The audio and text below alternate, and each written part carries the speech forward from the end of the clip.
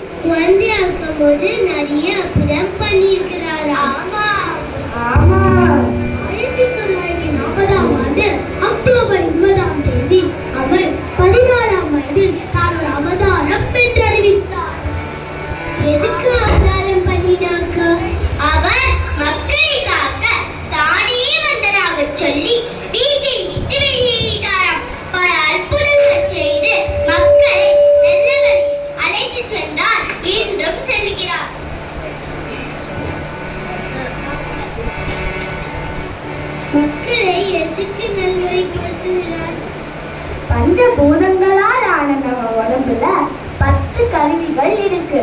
இந்த 10 கருவிகளை தூய்மைப்படுத்துறதுக்காக தான் பாபா சத்யசாயாக அவதாரம் பண்ணினாரு. நம்ம கிட்ட இருக்கிற கோபம், பொறாமை, பேராசை, அகங்காரம் போன்ற 5 கெட்ட குணங்களை அழித்து சத்தியம், தர்மம், சாந்தி, பிரேமை, அஹிம்சை 5 நல்ல குணங்களை நமக்குள்ள புகுத்தி நம்மை தூய்மைப்படுத்தினார் நம்ம அனுபவா. இந்த கொள்கைகளை பின்பற்ற 5 முதல் 15 வயது சிறுவர் சிறுமிகள் சீரமைப்பதற்காக பாலவிகா என்ற ஒரு அமைப்பை ஏற்படுத்தி கொடுத்திருக்கிறார்.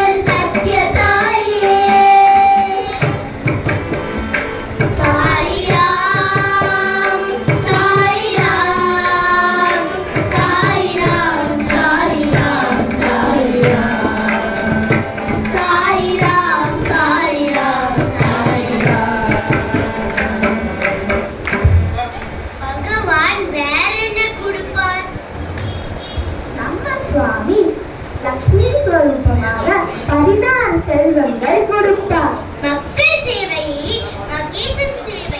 இதன்படி நம்ம சுவாமி வாழ்ந்து காட்டினவர். அவர் அம்மா ஈஸ்வர அம்மாவின் விருப்பப்படி பல இலவச கல்வி கூடங்கள் கட்டி கொடுத்திருக்கிறார். இலவச குடிநீர் வசதி 700க்கும் மேற்பட்ட கிராமங்களுக்கு கொடுத்திருக்கிறார். அதில் நமது சென்னையும் ஒன்று. அது மட்டுமா, அரண்மனை போல சிறப்பு மருத்துவமனை புத்தகத்தில் ஒன்று, பெங்களூர்ல ஒன்று. பணமே இல்லாம அறுவை சிகிச்சையே இல்லாம ஆரோக்கியம். அதுதான் நம்ம அன்பு பகவானின் விபூதி மகிமை.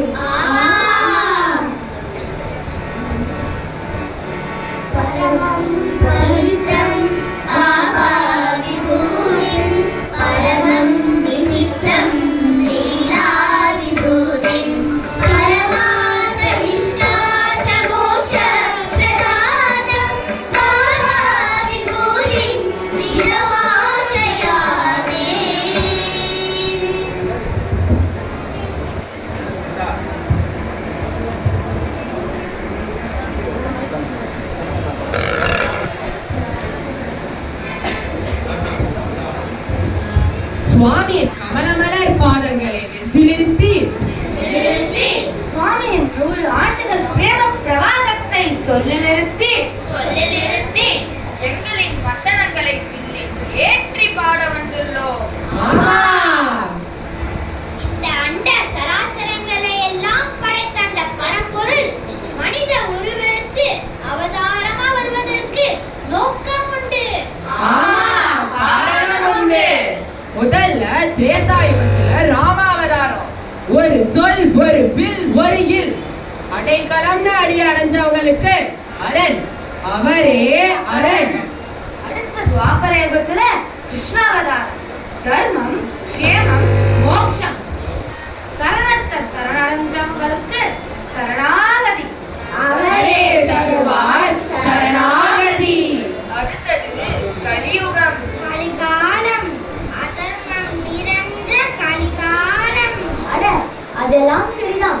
ஆனாலும் கிருதாயுகம், திரேதாயுகம், துவாபர யுகம் என்று பல யுகங்கள் இருந்தாலும் இந்த பொன்னான கலியுக மாதிரி வருமா? வருமா? யுகம் யுகமா கடவுள் அவதாரம் செஞ்சா கூட அது கலியுக அவதாரம் மாதிரி வருமா? வருமா? கலியுகத்துல தான் ஹேட்ரிக் அவதாரம், சாயின் ரூப அவதாரம். இதுல அந்த அவதாரம் அட சடையும் இடையும் இளமதியும் மறைத்து புண்ணிய பூமி சீரழியில் மனித உருவில் தெய்வீகத்தை வெளிப்படுத்தினார். ஆமா, அடுத்து வந்த அவதாரம் என்ன சொன்னார் தெரியுமா? சிவனும் சக்தியும் ஒண்ணு, நீயும் நானும் ஒண்ணு. பிரேமாத்ம ஸ்வரூபலாரான நம்மள கூப்பிட்டு நமக்குள்ள உறங்கி கிடக்கிற தெய்வீகத்தை தட்டி எழுப்புறாரு நம்ம பிரிய சுவாமி பகவான் ஸ்ரீ சத்ய சாய் பாபா. அடுத்த அவதாரம் என்ன தெரியுமா? தனி மனிதனின் மன தூய்மை, முழு சமூகத்தின் ஒற்றுமை, இது ரெண்டும் சேர்ந்தா அதுதான் தெய்வீகம். அந்த தெய்வீகம் இந்த பிரபஞ்சம் முழுதும் பரவ பிரேம சாயி வருவார். அதனால்தான் சொல்றோம், பொன்னான காலம் இது, காலம் இது, காலம் இது, மனிதனுக்கு பொன்னான காலம் இது, காலம் இது, காலம் இது, முக்திக்கு வழி செய்யும் பொன்னான காலம் இது, காலம் இது, காலம் இது, மனிதனுக்கு பொன்னான காலம் இது, காலம் இது, காலம் இது. முக்திக்கு வழியா? முக்தி கிடைக்கணும்னா அதுக்கெல்லாம் கடுமையான தவம் செய்யணும், பெரிய பெரிய வேள்வி நடத்தணும், அப்பதான் முக்தி கிடைக்கும். ஆமா, அதெல்லாம் அந்த காலம். இப்ப இந்த பொன்னான கலியுகத்துல நாம சொல்லணும் மட்டுமே.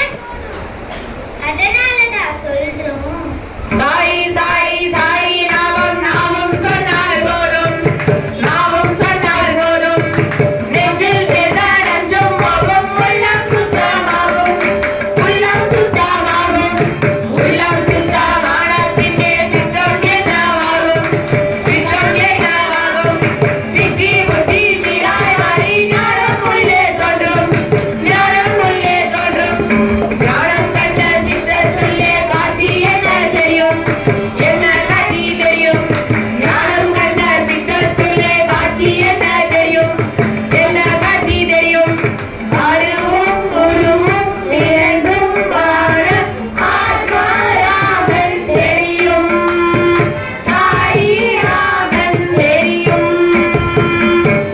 ஆத்மாராமனை உணரணும்னா சாயி ராமன் தாய் கட்டணும். ஒரு முறை சொல், ஒரே ஒரு முறை சொல், சுவாமி நான் உன்னுடையவன் என்று. வரையறையில்லா பிரேம பிரவாகத்தை உணர்வாய். சுவாமியின் உடையவனை சுவாமி ஒருபோதும் கைவிடார். இது சாயியின் வாக்கு, சத்திய வாக்கு. சாயி சாயி சாயி சத்ய சாயி